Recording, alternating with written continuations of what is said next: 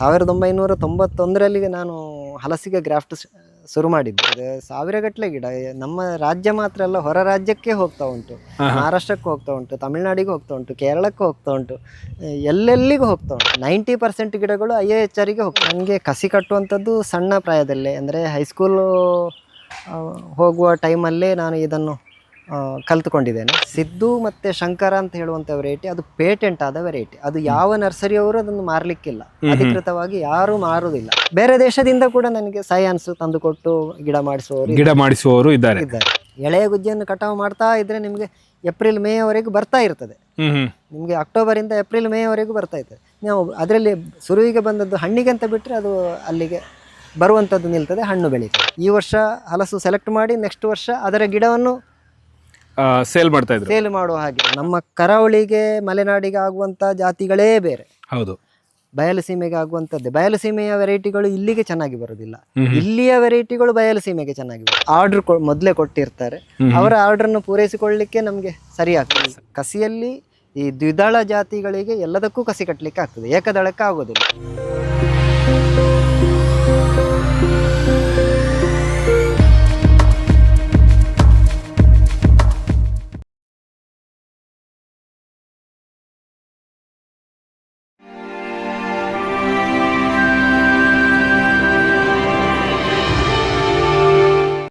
ನಮಸ್ಕಾರ ವೀಕ್ಷಕರೇ, ಇವತ್ತು ನಾನು ನಿಮಗೆ ಒಂದು ಅತ್ಯದ್ಭುತವಾದಂಥ ನರ್ಸರಿಯನ್ನು ತೋರ್ಸೋಕೆ ಬಂದಿದ್ದೀನಿ.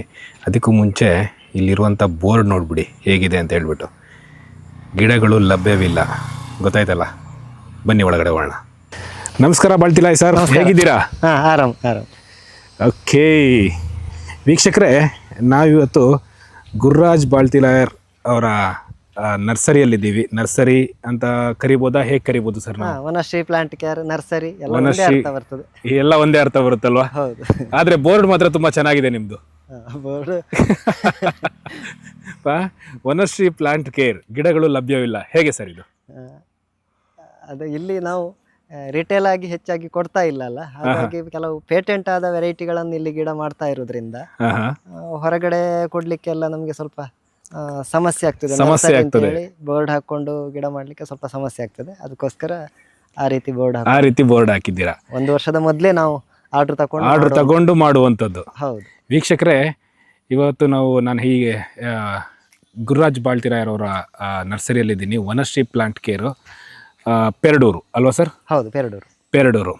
ಇಲ್ಲಿಯ ವಿಶೇಷತೆ ಏನು ಅಂತ ಹೇಳಿದ್ರೆ, ನೀವು IIHR ಇಂದ, GKVK ಇಂದ, ಎಲ್ಲ ಕಡೆಯಿಂದ ಕೆಲವು ಹಲಸಿನ ತಳಿಗಳನ್ನು ನೀವು ತಗೊಂಡಿರ್ತೀರ, ನಿಮ್ಮ ಪ್ಲಾಂಟ್ಗಳಲ್ಲಿ ನೀವು ನಿಮ್ಮ ತೋಟಗಳಲ್ಲಿ ನೀವು ಹಾಕಿರ್ತೀರ. ಆದರೆ ಇಲ್ಲಿಯ ವಿಶೇಷತೆ ಏನು ಅಂತ ಹೇಳಿದ್ರೆ, IIHR ಮತ್ತು ತೋಟಗಾರಿಕೆ ಇಲಾಖೆನೂ ಇದೆಯಾ ಸರ್? GKVK ಅದು ಕೃಷಿ ಸಂಶೋಧನಾ ಕೇಂದ್ರ, ಇದು ಯೂನಿವರ್ಸಿಟಿ ಆಫ್ ಅಗ್ರಿಕಲ್ಚರ್ ಸೈನ್ಸ್.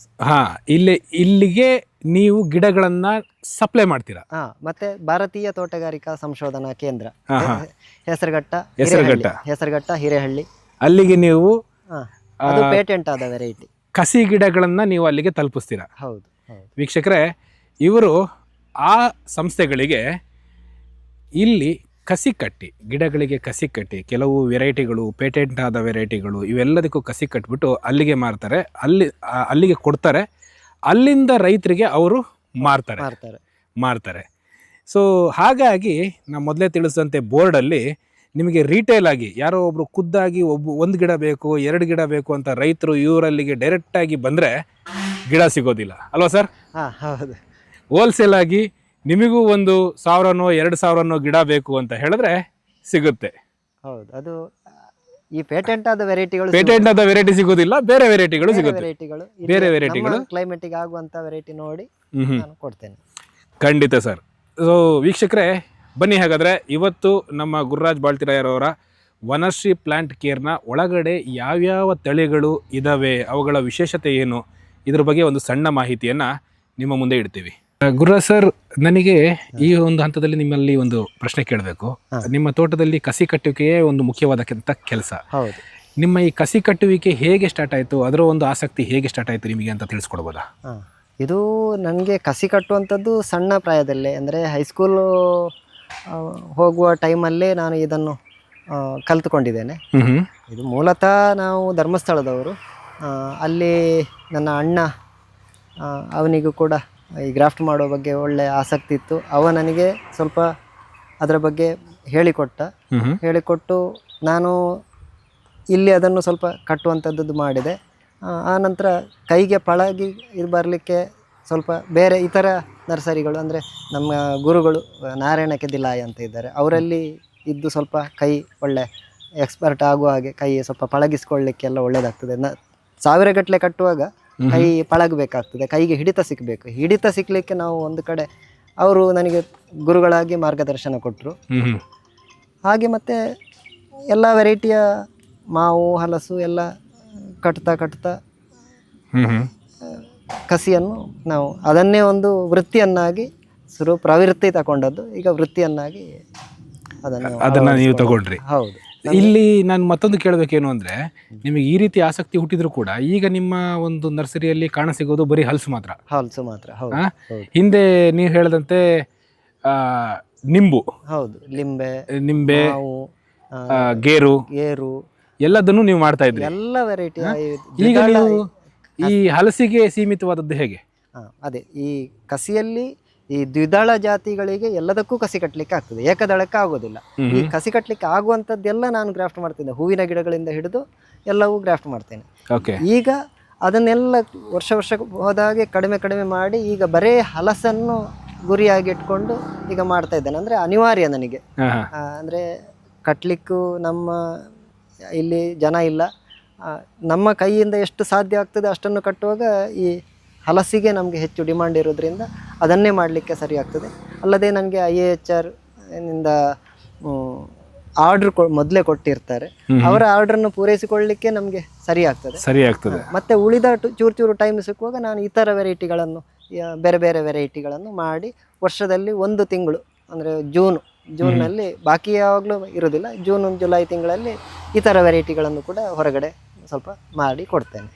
ಒಟ್ಟು ಎಷ್ಟು ವೆರೈಟಿಗಳಿಗೆ ನೀವು ಈವರೆಗೆ ಒಂದು ಅಂದಾಜು ಹಲಸಿನ ವೆರೈಟಿಗಳು ನೀವು ಕಸಿ ಕಟ್ಟಿದ್ದೀರಾ?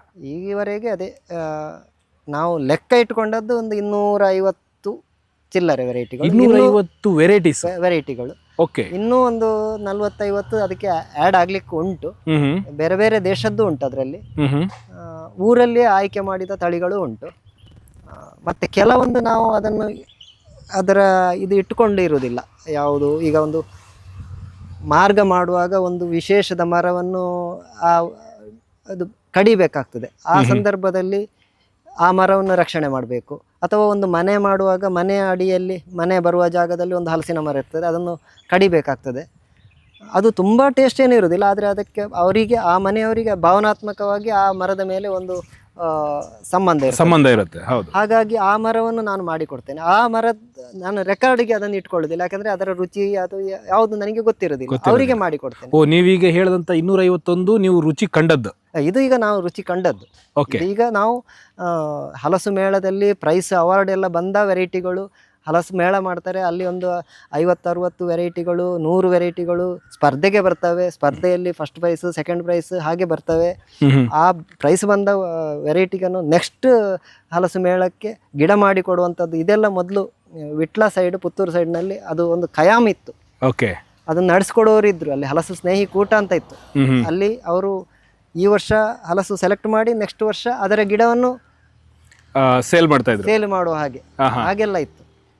ಆಗ ನನಗೆ ಅದು ಅಷ್ಟು ವೆರೈಟಿಗಳೆಲ್ಲ ಬಂದದ್ದು. ಒಬ್ಬೊಬ್ಬ ರುಚಿ ನೋಡಿ ಮಾಡಿದ್ದಲ್ಲ, ಇದು ಒಂದು ಟೀಮ್ ಆಗಿ ಒಂದು 8-10 ಜನ ಟೀಮಲ್ಲಿ ಅದರ ಟೇಸ್ಟ್ ನೋಡಿ, ರುಚಿ ನೋಡಿ ಗಿಡ ತಯಾರಿಸಿದಂಥದ್ದು, ಅದನ್ನು ಸೆಲೆಕ್ಟ್ ಮಾಡಿದ ವೆರೈಟಿಗಳು. ಅದರಲ್ಲಿ ನಿಮ್ಮ ಕೌಂಟ್ 251 ಇದೆ. ಎಲ್ಲ 251 ಈಗ ಇದೆ. ಇನ್ನೂ ಕೆಲವು ಬರ್ಲಿಕ್ಕಿದೆ. ಈಗ ಬೇರೆ ದೇಶದ್ದೆಲ್ಲ ಬರ್ತಾ ಉಂಟು, ಅದು ಬೇರೆ ಉಂಟು. ಇನ್ನು ಕೆಲವು ನಮ್ಮ ರೆಕಾರ್ಡಿಗೆ ಸೇರ್ಬೇಕಷ್ಟೇ. ಈ ವರ್ಷ ಒಂದು 5-6 ವೆರೈಟಿ ಸಿಗ್ತಾ ಇರ್ತದೆ. ಈಗ ನಿಮ್ಮಲ್ಲಿ ಎಷ್ಟು ವೆರೈಟಿಗಳಿವೆ? ಮತ್ತೆ ನೀವು ಅಂದ್ರೆ ಈ 251 ನಾನು ತಿಳ್ಕೊಂಡ ಹಾಗೆ ಈಗ ಬಹುಶಃ ನಿಮ್ಮಲ್ಲಿ ಇರುವುದಿಲ್ಲ ಅಂತ ತಿಳ್ಕೊಳ್ತೀನಿ. ಸಾಧ್ಯವೂ ಇಲ್ಲ. ಓಕೆ, ಈಗ ನಿಮ್ಮಲ್ಲಿರುವಂತಹ ವೆರೈಟಿಗಳು ಯಾವ? 15-20 ವೆರೈಟಿಗಳನ್ನು, ಅದರಲ್ಲಿ ಟಾಪ್ ವೆರೈಟಿಗಳನ್ನು ನೋಡಿ ಒಂದು 15-20 ವೆರೈಟಿಗಳನ್ನು ನಾವು ಮಾಡ್ಲಿಕ್ಕೆ ಆಗ್ತಾ ಉಂಟು ಅಷ್ಟೇ. ಮಾಡ್ತಾ ಇದ್ದೀರಾ? ಅದರಲ್ಲಿ ನೀವು ಕೆಲವುದನ್ನ ಹೆಸರಿಸಬಹುದು ಸರ್, ಯಾವ್ಯಾವು ಅಂತ ಹೇಳಿ? ಹೆಸರಿಸಬಹುದು. ಈಗ ಈ IAHR ಪೇಟೆಂಟ್ ಆದದ್ದು ಮತ್ತು GKVKದ್ದು ಸೆಲೆಕ್ಟ್ ಆದದ್ದು ಬಿಟ್ಟು ಇತರ ನಮ್ಮ ಊರಿನ ವೆರೈಟಿಗೆ ಆಗುವಂಥದ್ದು ಸುಮಾರಿದೆ. ಈ ಸಿಂಗಾಪುರ್ ವೆರೈಟಿಗಳು ಲೋಕಲ್ನಲ್ಲಿ ಕ್ರಾಸ್ ಆಗಿ ಬಂದಂಥ ಸಿಂಗಾಪುರ್ ವೆರೈಟಿಗಳಲ್ಲೇ ಒಂದು 3-4 ಜಾತಿ ಸಿಂಗಾಪುರ್ಗಳಲ್ಲೇ ಉಂಟು. ಮತ್ತು ಅವರವರ ಮನೆಯ ಹೆಸರು, ಅವರವರ ಆ ಮರವನ್ನು ನೆಟ್ಟವರ ಹೆಸರು, ಹೀಗೆ ಸುಮಾರು ಹೆಸರುಗಳಲ್ಲಿ ಉಂಟು. ಈಗ ಅದೊಂದು ವೆರೈಟಿ ನೇತ್ರಾವತಿ ಅಂತ ಹೇಳಿ. ನೇತ್ರಾವತಿ ಯಾವುದು ಸರ್? ಇದು ಈಗ ಜಸ್ಟ್ ಈಗ ಗ್ರಾಫ್ಟ್ ಮಾಡ್ತಾ ಇದ್ದದ್ದು. ಅದು ಒಳ್ಳೆಯ ವೆರೈಟಿ ಒಂದು. ಇದು ಹೌದು. ಹಾಗೆ ಮನಮೋಹನ್ ಅಂತ ಉಂಟು. ಮನಮೋಹನ್ ಅಂತ ಉಂಟು. ಮನಮೋಹನ್ ಅಂತ ಹೆಸರು ನಾನು ಸುಮಾರು ಕಡೆ ಕೇಳಿದ್ದೀನಿ. ಹೌದು. ಅದರ ಒಂದು ವಿಶೇಷತೆ ಹೇಗೆ? ಅದು ನಮ್ಮ Indo American hybrid seeds international company. ಅದು ಅದರ ಫೌಂಡರ್ ಡಾಕ್ಟರ್ ಮನಮೋಹನ ಅತ್ತಾವರ. ಅವರು ಥೈಲ್ಯಾಂಡಿಗೆ ಹೋದಾಗ ಅಲ್ಲಿ ಯೂನಿವರ್ಸಿಟಿಯಲ್ಲಿ ಅವರ ಮೇಡಮ್ ಅವರಿಗೆ ಒಂದು ಹಣ್ಣು ತಿನ್ನಲಿಕ್ಕೆ ಕೊಟ್ಟರು. ತಿನ್ನಲಿಕ್ಕೆ ಕೊಟ್ಟಾಗ ಅದರ ಟೇಸ್ಟ್ ನೋಡಿ ಅವರು ಇದೇ ಹಣ್ಣು ನನಗೆ ಬೇಕು ಅಂತ, ಹಣ್ಣು ಅದು ಇದರದ್ದು ಗಿಡ ಬೇಕು ಅಂತ ಹೇಳಿದ್ರು. ಹಾಗೆ ಅವರು ಗಿಡ ಅಲ್ಲಿಂದ ತಕೊಂಡು ಬಂದು ಅವ್ರದ್ದು ಇಲ್ಲಿ ಕಾಪು ಅಲ್ಲಿ ರೆಸಾರ್ಟ್ ಉಂಟು, ಅಲ್ಲಿ ಹಾಕಿದ್ರು. ಅದು ಕೂಡ ಹಾಗೆ ಮರ ದೊಡ್ಡದಾಗಿ ಆಯಿತು, ತುಂಬ ದೊಡ್ಡದಾಗಿ. ಅದು ಒಂದು ಸೈಡ್ ಅದು ಸಮುದ್ರ ಉಬ್ಬರ ಇಳಿತ ಬರುವಾಗ ಅದರ ಬೇರೆ ನೀರು ನಿಲ್ಲುವುದರಿಂದ ಮರ ಇಡೀ ಮಗುಚಿ ಬೀಳುವ ಪರಿಸ್ಥಿತಿ ಬಂತು. ಆಗ ಆ ಗಿಡವನ್ನು ಮಾಡಲಿಕ್ಕೆ ಹೇಳಿದಾಗ ನೀವು ಅದರಿಂದ ಒಂದು ಕಸಿಯನ್ನ ನಾವು ಮಾಡಿಕೊಂಡದ್ದು. ಹಾಗೆ ನಾನು ಇಟ್ಟುಕೊಂಡೆ, ಅವರಿಗೂ ಮಾಡಿಕೊಟ್ಟೆ. ಅದಕ್ಕೆ ಅವರು ಮನಮೋಹನ್ ಅತ್ತಾವರವರು ತೀರುವ ಟೈಮಲ್ಲಿ ಅದಕ್ಕೆ ಆ ಹಲಸಿಗೆ ಅವರು IAHS ಅಂತ ಹೆಸರಿಡಿ ಅಂತ ಹೇಳಿದ್ರು. ನಾವು ಅದಕ್ಕೆ ಒಂದು ಇನ್ನು ಜಾಸ್ತಿ ಸೇರಿಸಿ IAHS ಮನಮೋಹನ್ ಅಂತಾನೆ ಅವರ ಹೆಸರನ್ನೇ ಇಟ್ಟು. ಯಾಕೆ ಈ ಮಾತನ್ನು ಕೇಳಿದೆ ಅಂದ್ರೆ, ಸುಮಾರು ನಾವು ಹಲಸಿನ ಬೆಳೆಗಾರನ ನಾವು ಭೇಟಿಯಾದಾಗ ಅವ್ರ ಹತ್ರ ಈ ಮನಮೋಹನ್ ಅಂತ ಒಂದು ವೆರೈಟಿ ಇತ್ತು. ಇವತ್ತು ನಾವು ಖುದ್ದಾಗಿ ಮನಮೋಹನ್ ವೆರೈಟಿಯನ್ನ ಪರಿಚಯಿಸಿದವರು ಮುಂದೆ ನಾವಿದ್ದೀವಿ. ಹೌದು, ಮನಮೋಹನ್ ಸರ್ ಅವರು ತಗೊಂಬಂದ್ರು ಕೂಡ ನೀವು ಅದರಿಂದ ಕಸಿ ಕಟ್ಟಿದ್ರಿ. ಇವತ್ತು ಮನಮೋಹನ್ ಎಷ್ಟು ಗಿಡಗಳು ನಿಮ್ಮಿಂದ ಕಸಿ ಕಟ್ಟಿ ಒಂದು ಅಂದಾಜು? ಸುಮಾರು ಹೋಗ್ತದೆ, 1000 ಗಟ್ಟಲೆ ಗಿಡ. ನಮ್ಮ ರಾಜ್ಯ ಮಾತ್ರ ಅಲ್ಲ, ಹೊರ ರಾಜ್ಯಕ್ಕೆ ಹೋಗ್ತಾ ಉಂಟು. ಮಹಾರಾಷ್ಟ್ರಕ್ಕೆ ಹೋಗ್ತಾ ಉಂಟು, ತಮಿಳ್ನಾಡಿಗೆ ಹೋಗ್ತಾ ಉಂಟು, ಕೇರಳಕ್ಕೆ ಹೋಗ್ತಾ ಉಂಟು, ಎಲ್ಲೆಲ್ಲಿಗೂ ಹೋಗ್ತಾ ಉಂಟು, ಗುಜರಾತಿಗೂ ಹೋಗ್ತಾ ಉಂಟು. ನಾನು ಈ ಹಂತದಲ್ಲಿ ಒಂದು ಕೇಳಬೇಕು. ಈ ನಿಮ್ಮ ಕಸಿ ಕಟ್ಟುವಿಕೆ ಸ್ಟಾರ್ಟ್ ಆದ ನಂತರ ಈ ಹಲಸಿನಲ್ಲಿ ನೀವು ಹೇಳಿದ್ರೆ 251 ವೆರೈಟಿಯ ಒಂದು ಕಸಿಯನ್ನು ನೀವು ಕಟ್ಟಿದ್ದೀರಿ ಅಂತ ಹೇಳಿ. ಎಷ್ಟು ಗಿಡಗಳಿಗೆ ನೀವು ಕಸಿ ಕಟ್ಟಿರ್ಬೋದು ಒಂದು ಅಂದಾಜು? ಇಷ್ಟರವರೆಗೆ ಲಕ್ಷದ ಮೇಲೆ. ಅದು ಅದೇ ವರ್ಷಕ್ಕೆ ಒಂದು ನಾನು 2091ರಿಂದ ಗ್ರಾಫ್ಟ್ ಮಾಡ್ತಾ ಇದ್ದೆ. ಇದು 1991ರಲ್ಲಿ ನಾನು ಹಲಸಿಗೆ ಗ್ರಾಫ್ಟ್ ಶುರು ಮಾಡಿದ್ದು. ಆವಾಗ ಕಾರಂತರು, ಕುಂದಾಪುರದ ಕಾರಂತರು, KL ಕಾರಂತರು, ಕೇರಳದ ಒಂದು ವೆರೈಟಿ ಮಟ್ಟಂ ಹಲಸು ಅಂತೇಳಿ ಅಡಿಕೆ ಪತ್ರಿಕೆಯಲ್ಲಿ 91ನೇ ಇಸ್ವಿಯಲ್ಲಿ ಬಂದಿತ್ತು. ಆ ಪತ್ರಿಕೆಯನ್ನು ಹಿಡ್ಕೊಂಡು ಹೋಗಿದ್ದೆ ನಾನು ಅಲ್ಲಿಗೆ. ಹಿಡ್ಕೊಂಡು ಹೋಗಿ ಈ ಹಲಸಿನ ಕೊಡಿ ಬೇಕು ಸರ್ ನನಗೆ ಅಂತ ಹೇಳಿದೆ. ನೀವು ಇದನ್ನು ಕಟ್ತೀರಾ, ಗ್ರಾಫ್ಟ್ ಮಾಡ್ತೀರಾ ಅಂತ ಹೇಳಿದರು ಅಜ್ಜ ಅವರು. ಹೌದು ಮಾಡ್ತೇನೆ. ಹಾಗಿದ್ರೆ ನೋಡಿ, ಅದು ಕಾಂಪೌಂಡಿಂದ ಹೊರಗೆ ಹೋಗಿದೆ ಗೆಲ್ಲು, ಅದರದ್ದು ಕೊಡಿ ತಕೊಳ್ಳಿ ಅಂತ ಹೇಳಿದರು. ಹಾಗೆ ನಾನು ಅಲ್ಲಿಂದ ಶುರು ಮಾಡಿದ್ದು. ಸಯಾನ್ ಅದು ತಕೊಂಡು ಗಿಡ ಮಾಡ್ತಾ ಇದ್ದೆ. ಆ ನಂತರ ಬೇರೆ ಬೇರೆ ವೆರೈಟಿಗಳದ್ದು ಅಲ್ಲಲ್ಲಿ ಕೆಲವು ಪೇಪರ್ನಲ್ಲಿ ಬರುವುದು, ಹೀಗೆಲ್ಲ ನನಗೆ ಒಂದು ಹಲಸಿನ ಬಗ್ಗೆ ಏನಾದರೂ ಒಂದು ಆರ್ಟಿಕಲ್ ಬಂದ ಕೂಡಲೇ ಆ ಹಲಸನ್ನು ಹೋಗಿ ಕಲೆಕ್ಟ್ ಮಾಡುವಂಥದ್ದು ಅದೊಂದು ಅಭ್ಯಾಸ ಇತ್ತು. ಹಾಗೆಲ್ಲ ಇದು ಮಾಡಿದ್ದು, ಕಲೆಕ್ಟ್ ಮಾಡಿದ್ದು ಸುಮಾರು ಕಲೆಕ್ಟ್ ಮಾಡಿದ್ದೇನೆ. ಒಂದು ಅಂದಾಜು ಈವರೆಗೆ ಎಷ್ಟು ಗಿಡಗಳನ್ನ ನೀವು ಕಸಿ ಕಟ್ಟಿರ್ಬೋದು? ಅದೇ ನಾನು ಲೆಕ್ಕ ಇಡಲಿಲ್ಲ, ಅಂದಾಜು ಒಂದು 2-3 ಲಕ್ಷದವರೆಗೆ ಇರ್ಬೋದೇನೋ, ಜಾಸ್ತಿ ಇರ್ಬೋದು, ಹೇಳಲಿಕ್ಕಾಗೋದು. ಈಗ ನಾವು ಮನಮೋಹನ್ ವೆರೈಟಿಯಿಂದ ಸಿದ್ದು ಮತ್ತೆ ಶಂಕರಕ್ಕೆ ಬರ್ತೇವೆ. ನೀವು ಹೇಳಿದ್ರಿ ಪೇಟೆಂಟೆಡ್ ವೆರೈಟಿ. ಹೌದು. ನಿಮ್ಮಲ್ಲಿ ಈಗ ನೀವು ಕಸಿ ಕಟ್ತೀರಾ ಅದನ್ನ? ಹೌದು. ಹೊರಗಡೆ ಅದನ್ನ ನೀವು ರಿಟೇಲಿಗೆ ಮಾರ್ಲಿಕ್ಕೆ ಇಲ್ಲ. ಸೊ ಮೇನ್ ಅದರ ಒಂದು ಮಾಹಿತಿ ಹೇಗೆ ಒಂದು ಹೇಳ್ಬೋದಾ? ನಾವು ಸಿದ್ದು ಮತ್ತು ಶಂಕರ ಅಂತ ಹೇಳುವಂಥ ವೆರೈಟಿ ಅದು ಪೇಟೆಂಟ್ ಆದ ವೆರೈಟಿ. ಅದು ಯಾವ ನರ್ಸರಿಯವರು ಅದನ್ನು ಮಾರಲಿಕ್ಕಿಲ್ಲ, ಅಧಿಕೃತವಾಗಿ ಯಾರೂ ಮಾರುವುದಿಲ್ಲ. ಆ ಹೆಸರಿನಲ್ಲಿ ಮಾರ್ತಾ ಇಲ್ಲ, ಮಾರಬಾರ್ದು. ಅದು ಪೇಟೆಂಟ್ ಆದ ವೆರೈಟಿಯನ್ನು ಮಾರಬಾರ್ದು. ಹೀಗೆ ಮಾಡುವಾಗ ನಮಗೆ ಈ ಸಿದ್ದು ಮತ್ತು ಶಂಕರದ ನಾನು IAHRಗೆ ಮಾಡಿಕೊಡೋದ್ರಿಂದಾಗಿ ಇತರ ವೆರೈಟಿಗಳಿಗೂ ಕೂಡ ಇಲ್ಲಿ ಬಂದವರು ಇದನ್ನು ಕೇಳ್ತಾರೆ ಅಂತ ಹೇಳಿ ಒಂದು ದೃಷ್ಟಿಯಲ್ಲೇ ನಾನು ಬೋರ್ಡ್ ಹಾಕಿದ್ದು, ಇಲ್ಲಿ ಗಿಡಗಳು ಲಭ್ಯ ಇಲ್ಲ ಅಂತ ಹೇಳಿ. ಯಾಕಂದ್ರೆ ನಾವು ಮಾಡಿದ ಗಿಡ ಎಲ್ಲ ಅವರಿಗೆ ಹೋಗ್ತದೆ. 90% ಗಿಡಗಳು IIHRಗೆ ಹೋಗ್ತದೆ, IIHR ವೆರೈಟಿಗಳು IIHRಗೆ ಹೋಗ್ತದೆ. ಸೊ ಅವರು ಸಿದ್ದು ಮತ್ತೆ ಶಂಕರದೊಟ್ಟಿಗೆ ಇನ್ನೂ ಬೇರೆ ವೆರೈಟಿಗಳನ್ನು ಕೂಡ ನಿಮ್ಮಿಂದ ಖರೀದಿ ಮಾಡ್ತಾರೆ. ಆದರೆ ಮೇಯ್ನ್ ಸಿದ್ದು ಮತ್ತೆ ಶಂಕರವೇ ಮೇಯ್ನ್.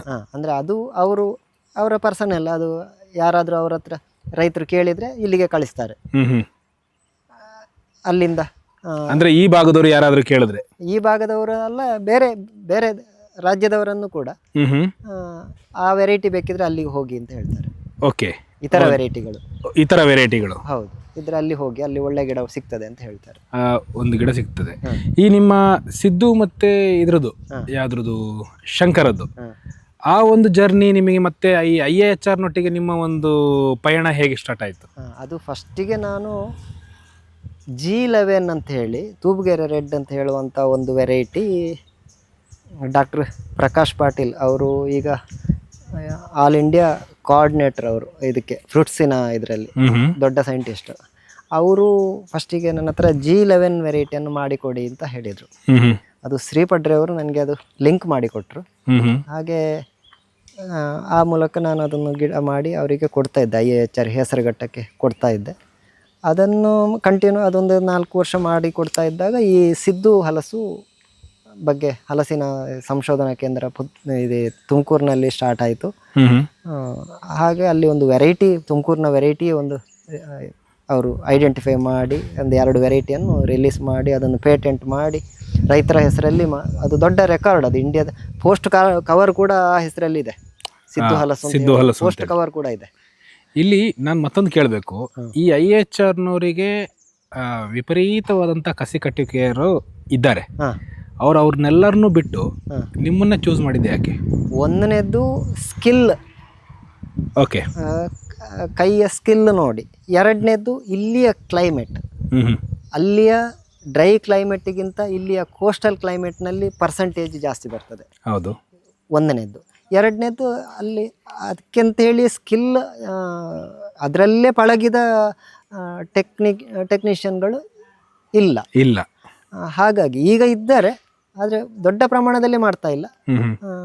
ಹಾಗಾಗಿ ಅವರು ಇದು ಮಾಡಿದರು, ನನ್ನನ್ನು ಸೆಲೆಕ್ಟ್ ಮಾಡಿದರು. ನಾವು ಮೊದಲಿಗೆ ಕೇಳ್ಪಟ್ಟಿದ್ವಿ ಏನು ಅಂತ ಹೇಳಿದ್ರೆ, ಈ ಹಲಸಿನಲ್ಲಿ ನಿಮ್ಮ ಸಾಯುವಂಥ ಪ್ರಮಾಣ, ಕಸಿ ಕಟ್ಟುವಿಕೆ ನಂತರ ಸಾಯುವಂಥ ಪ್ರಮಾಣ ಸ್ವಲ್ಪ ಹೆಚ್ಚಂತೇಳಿ. ಹೌದು. ಈಗ ನಿಮಗೇನು ಅನಿಸುತ್ತೆ? ಯಾಕಂದರೆ ನೀವು ಅದರಲ್ಲಿ ಹಿರಿಯರು. ಹೌದು, ಅಲ್ಲ, ನಿಜವಾಗಿಯೂ ಹಲಸಿನಲ್ಲಿ ಸಾಯುವಂಥ ಪ್ರಮಾಣ ಜಾಸ್ತಿಯೇ. ಮೊದಲು ಕಸಿಯನ್ನೇ ಮಾಡ್ತಾ ಇರಲಿಲ್ಲ, ಅಪ್ರೋಚ್ ಗ್ರಾಫ್ಟ್ ಮಾತ್ರ ಮಾಡ್ತಾ ಇದ್ರು. ಈ ಬಡ್ಡಿಂಗ್ ಗ್ರಾಫ್ಟಿಂಗ್ ಎಲ್ಲ ಮಾಡ್ತಲೇ ಇರಲಿಲ್ಲ. ಮೊದಲು ನಾವು ಗ್ರಾಫ್ಟಿಂಗ್ ಶುರು ಮಾಡಿದ್ದು, ಅದು ವರ್ಷದಲ್ಲಿ ಒಂದು ಸೀಸನ್ನಲ್ಲಿ ಮಾತ್ರ ಮಾಡಲಿಕ್ಕೆ ಆಗ್ತದೆ. ಆ ಸೀಸನ್ನಲ್ಲಿ ಮಾತ್ರ ಅದನ್ನು ಗಿಡ ಮಾಡ್ಬೋದು. ಬಡ್ಡಿಂಗ್ ಹಾಗಲ್ಲ, ಸ್ವಲ್ಪ ವರ್ಷದ ಎಲ್ಲ ಸೀಸನ್ನಲ್ಲಿಯೂ ಮಾಡ್ಕೊಳ್ಲಿಕ್ಕೆ ಆಗ್ತದೆ. ಜೋರು ಮಳೆಯ ಒಂದು ಬಿಟ್ಟು ಬಾಕಿ ಎಲ್ಲ ಸೀಸನ್ನಲ್ಲಿ ಮಾಡ್ಕೊಳ್ಳಿಕ್ಕೆ ನಮಗೆ ಗಿಡಗಳ ತುಂಬ ಅಗತ್ಯತೆ ಇರೋದ್ರಿಂದ ನಮಗೆ ಎಲ್ಲ ಸೀಸನ್ನಲ್ಲಿಯೂ ಗ್ರಾಫ್ಟ್ ಮಾಡಬೇಕಾಗ್ತದೆ. ಹಾಗಾಗಿ ಬೇರೆ ಬೇರೆ ರೀತಿಯ ಕಸಿಗಳನ್ನು ಮಾಡಿ ಈಗ ಎನಿ ಟೈಮ್ ಮಾಡ್ತಾ ಇರ್ತೇವೆ. ಇನ್ನು ಉಳಿದಂತೆ ಇತರ ವೆರೈಟಿಗಳನ್ನು ಮಾಡುವಾಗ ಆ ಒಂದೊಂದು ವೆರೈಟಿಗಳಿಗೂ ಕೂಡ ಒಂದೊಂದು ಸೀಸನ್, ಒಂದೊಂದು ವೆರೈಟಿ ಹಲಸಿಗೆ ಒಂದೊಂದು ಸೀಸನ್ ಇರ್ತದೆ. ಆ ರೀತಿ ಕೂಡ ಉಂಟು. ಉದಾಹರಣೆಗೆ ನಿಮಗೆ ಮಂಗಳೂರಿನಲ್ಲಿ ಒಂದು ಬೋಂದೇಲ್ನಲ್ಲಿ ಒಂದು ಹಲಸು ಉಂಟು. ಅದು ಗ್ರಾಫ್ಟ್ ಮಾಡಿದರೆ ಬರುವುದು ಬರೀ 5%. ಓಕೆ, ಅದಕ್ಕೆ ನಾವು ಬೇರೆ ಬೇರೆ ಸೀಸನ್ ಆ ಮರದಿಂದ ಕಡ್ಡಿ ತಂದು ಗ್ರಾಫ್ಟ್ ಮಾಡಿ 5% ಬಂದ ಗಿಡ ನಾವು ನೆಟ್ಟು ಆ ಗಿಡದಿಂದ ಕಡ್ಡಿ ತೆಗೆದು ಪರ್ಸೆಂಟೇಜ್ ಜಾಸ್ತಿ ಮಾಡ್ಕೊಂಡಿದ್ದೀರಾ. ಹೌದು. ಈ ನಿಮ್ಮ ಕಸಿ ಕಟ್ಟುವಿಕೆಯ ಪಯಣದಲ್ಲಿ ನಿಮ್ಮನ್ನ ಎಲ್ಲೆಲ್ಲಿ ತನಕ ಈ ಒಂದು ಹವ್ಯಾಸ ಸುತ್ತಾಡಿಸಿದೆ? ಸಾಮಾನ್ಯ ಇಡೀ ರಾಜ್ಯ ಬಿಟ್ಟು ಹೊರಗಡೆ ಕೂಡ ಹೋಗಿದ್ದೇನೆ. ಕೇರಳಕ್ಕೆ ಕರೆದಿದ್ದಾರೆ, ಸದಾನಂದಪುರಕ್ಕೆ ಕರೆದಿದ್ದಾರೆ. ಈ ಸಿಂಧೂರ ಹಲಸನ್ನು ರಿಲೀಸ್ ಮಾಡುವಾಗ KVK ಸದಾನಂದಪುರ ಕೃಷಿ ವಿಜ್ಞಾನ ಕೇಂದ್ರ ಸದಾನಂದಪುರ, ಅಲ್ಲಿ ಕೂಡ ನನ್ನನ್ನು ಕರೆಸ್ಕೊಂಡಿದ್ದಾರೆ. ಅಲ್ಲಿ ಸಹಾಯನ ಕೊಟ್ಟು ಕಳಿಸಿದ್ದಾರೆ, ಗಿಡ ಮಾಡಿಕೊಡಿ ಅಂತೇಳಿ. ತಮಿಳ್ನಾಡಿಗೂ ಹೋಗಿದ್ದೇನೆ. ಅಲ್ಲಿ ಮಹಾರಾಜಪುರಮ್ಮಿಗೆ ಹೋಗಿ ಅಲ್ಲಿಂದ ಮಹಾರಾಜಪುರಂ ಅಂತೇಳಿ ಒಂದು ವೆರೈಟಿ ನಾವು ಗ್ರಾಫ್ಟ್ ಮಾಡಿದ್ದೇವೆ. ಅದು ಕೂಡ ಇಲ್ಲಿ ನಮ್ಮ ಕೋಸ್ಟಲ್ನಲ್ಲಿ ಕೂಡ ಚೆನ್ನಾಗಿ ಬಂದಿದೆ. ಹೀಗೆ ಬೇರೆ ಬೇರೆ ಕರ್ನಾಟಕದಲ್ಲಿ ಇಡೀ ಎಲ್ಲ ತಿರುಗಿದ್ದೇನೆ. ಜಾಣಗೆರೆ, ತೂಬುಗೆರೆ, ಸಕ್ರಾಯಪಟ್ಟಣ, ತಲ್ವಾಣೆ, ಇಂಥದ್ದೆಲ್ಲ ತುಂಬ ಹಳೆಯ ವೆರೈಟಿಗಳು ತುಂಬ ಇದ್ದಾವೆ. ಮೊದಲೆಲ್ಲ ಈ ಯಲ್ಲಪ್ಪ ರೆಡ್ಡಿ ಆಯೋಗ ಅಂತ ಇತ್ತು, DFO, ಹೌದು, ಯಲ್ಲಪ್ಪ ರೆಡ್ಡಿ ಆಯೋಗ.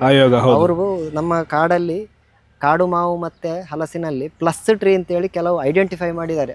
ಇಡೀ ಕಾಡಲ್ಲಿ ಇರುವಂಥದ್ದು ನೋಡಿ.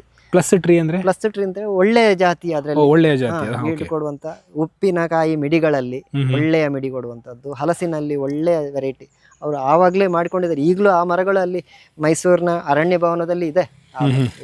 ಈಗ ಎಷ್ಟು ಹೆಸರು ಅದರಲ್ಲಿ ಇಟ್ಕೊಂಡಿದ್ದಾರೆ ಅಂತದ್ದು ಗೊತ್ತಿಲ್ಲ, ಅಲ್ಲಿ ಎಲ್ಲ ಬೆಳೆಸಿದ್ದಾರೆ. ಓಕೆ.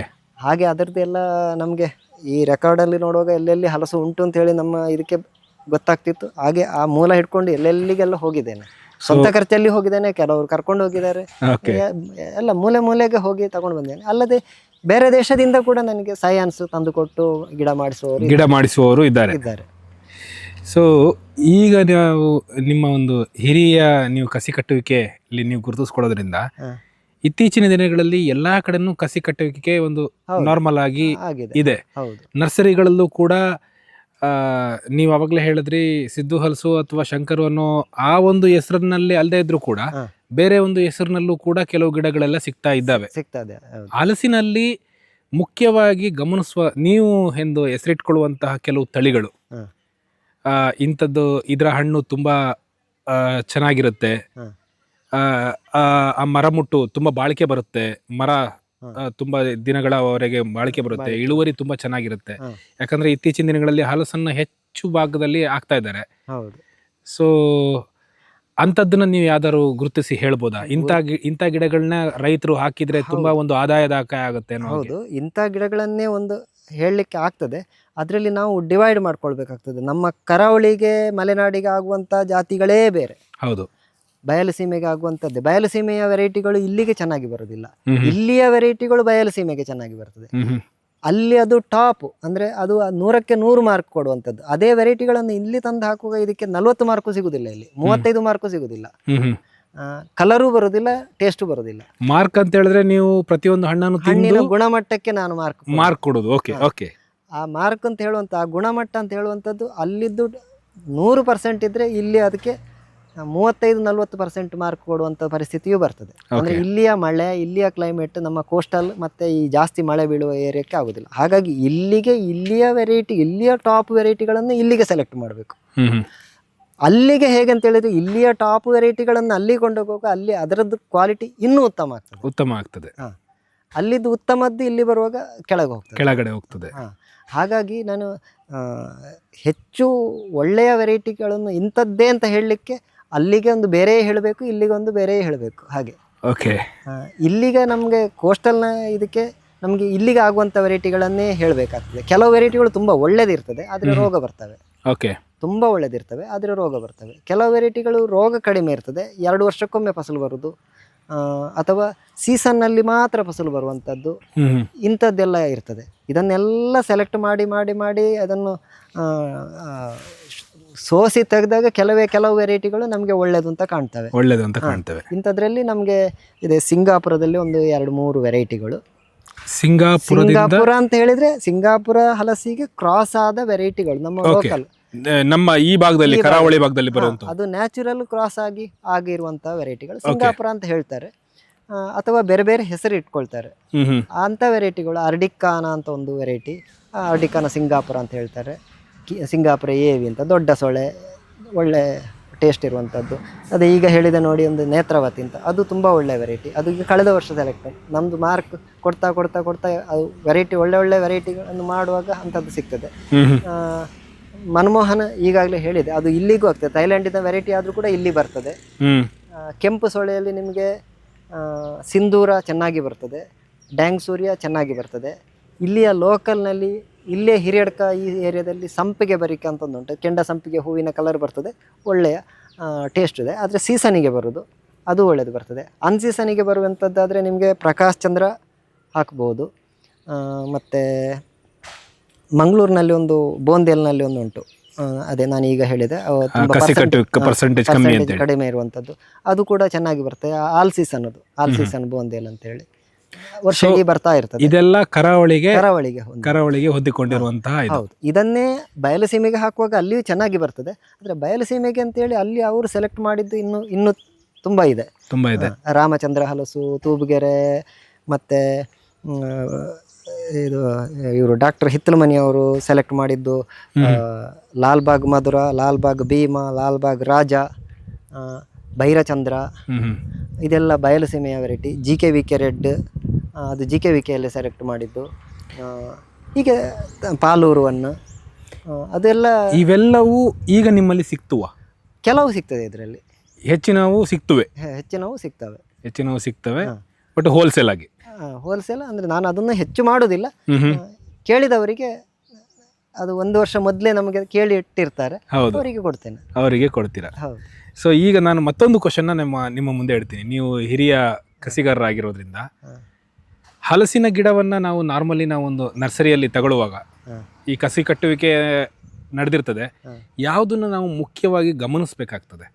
ಯಾಕಂದರೆ ಒಬ್ಬ ರೈತನೋ ಅಥವಾ ಬೇರೆ ಇನ್ಯಾರೋ ಒಬ್ಬರು ಬೆಳಿಬೇಕು ಅನ್ನೋ ಒಂದು ಮನಸ್ಸಿನಲ್ಲಿ ತಗೊಳ್ದಾಗ ಅವರಿಗೆ ಕೆಲವು ಮಾಹಿತಿಗಳು ಇಂಥದ್ದನ್ನು ನೋಡಿ ಅಂತ ನೀವು ಯಾವುದನ್ನಾರು ಸಜೆಸ್ಟ್ ಮಾಡ್ತೀರಾ?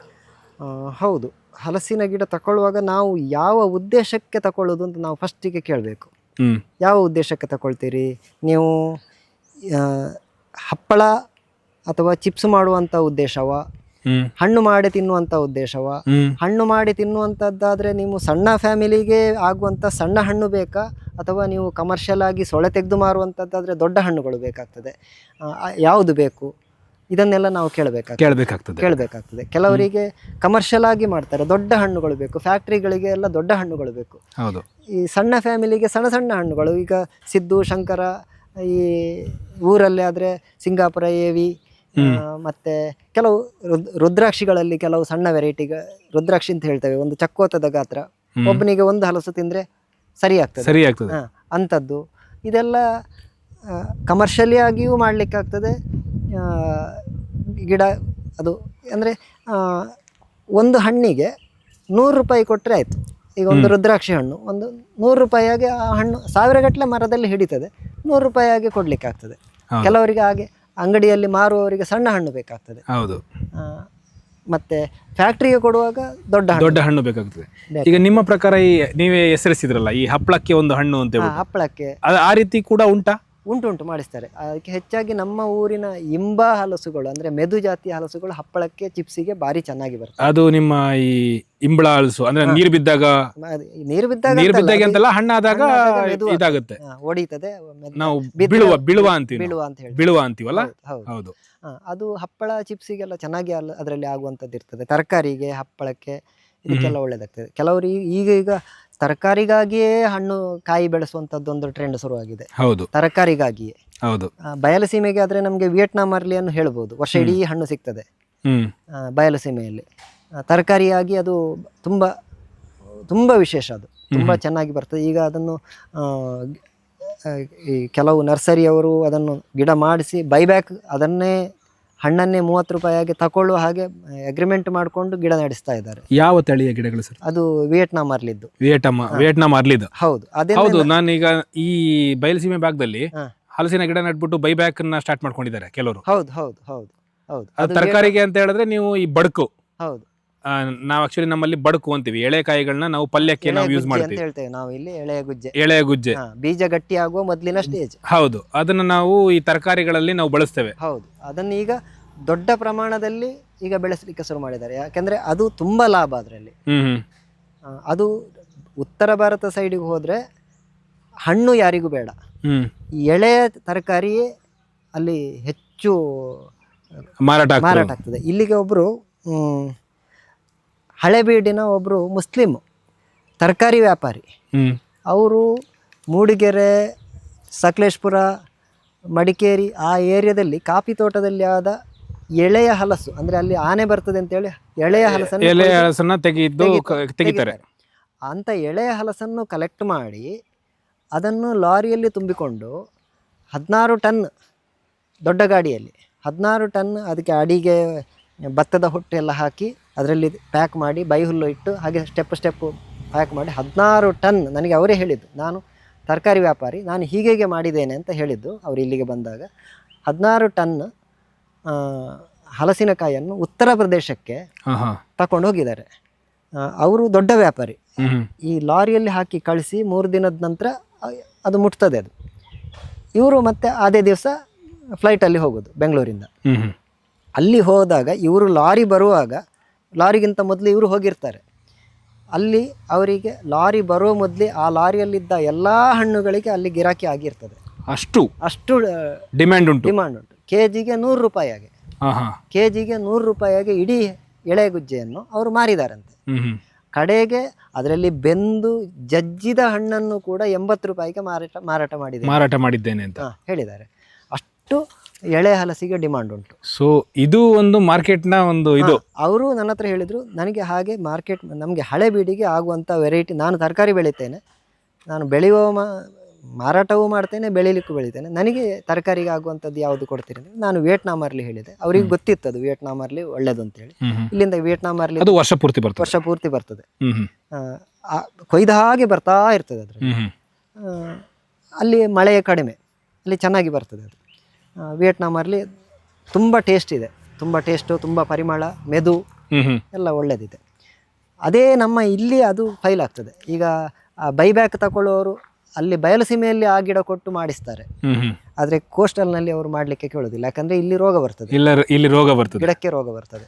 ಅದಕ್ಕೆ ನಾವು ಒಂದು ಸೆಲೆಕ್ಟ್ ಮಾಡಿದ್ದೇವೆ ಇಲ್ಲಿ ಮಂಗಳ ಅರ್ಲಿ ಅಂತ, ಮಂಗಳೂರಿನದ್ದು ಒಂದು ಬೇಗ ಬರುವಂಥ ಜಾತಿಯನ್ನು ಮಂಗಳ ಅರ್ಲಿ ಅಂತ ಹೇಳಿ ಹೆಸರಿಟ್ಟಿದೆ. ನಾನು ಮತ್ತು ಅದೇ ಒಬ್ಬರು ನಮ್ಮ ಕ್ಲೋಸ್ ಫ್ರೆಂಡ್ ಗ್ಯಾಬ್ರಿಯಲ್ ವೇಗಸ್ ಅಂತ, DF, ರಿಟೈರ್ಡ್ DF, ಮತ್ತು ಚಿಗುರು ನರ್ಸರಿ ಸರ್ವೇಶ್ ರಾವ್, ಅನಿಲ್ ಬಳೆಂಜ, ಹೀಗೆಲ್ಲ ನಾವೆಲ್ಲ ಒಂದು ಟೀಮು. ನಾವು ಒಂದು ಒಳ್ಳೆಯ ವೆರೈಟಿಯನ್ನು ನೋಡಿ ಅನ್ಸೀಸನ್ನಲ್ಲಿ ಬಂದ ಅಂದರೆ ಬೇಗ ಬರುವಂಥ ವೆರೈಟಿಯನ್ನು ನೋಡಿ ಒಂದು ಆಯ್ಕೆ ಮಾಡಿ ತರಕಾರಿಗೂ ಆಗಬೇಕು, ತಿನ್ಲಿಕ್ಕಾಗಬೇಕು, ಎರಡಕ್ಕಾಗುವ ಹಾಗೆ ಮಂಗಳ ಅರ್ಲಿ ಅಂತೇಳಿ ಅದೀಗ ಇದು ಮಾರಾಟ ಮಾಡ್ತಾ ಇದ್ದೀವಿ. ತರಕಾರಿಗೆ ಅಂತ ಹೇಳಿದ್ರೆ ಅದು ಒಂದು ಟೈಮ್ ಅಂತ ಇರ್ತದಲ್ಲ, ಇಷ್ಟು ಟೈಮ್ ಒಳಗಡೆ ಅದನ್ನ ಕಟಾವು ಮಾಡಬೇಕು ಅಂತೆಲ್ಲ ಇರ್ತದಲ್ಲ. ಹೌದು, ಅದು ನಾವು ಕಟಾವು ಮಾಡ್ತಾ ಇದ್ದಾಗೆ ಅದರಲ್ಲಿ ಬರ್ತದೆ. ಹಣ್ಣಿಗೆ ಬಿಟ್ಟರೆ ಮತ್ತೆ ಬರೋದು ನಿಲ್ತದೆ.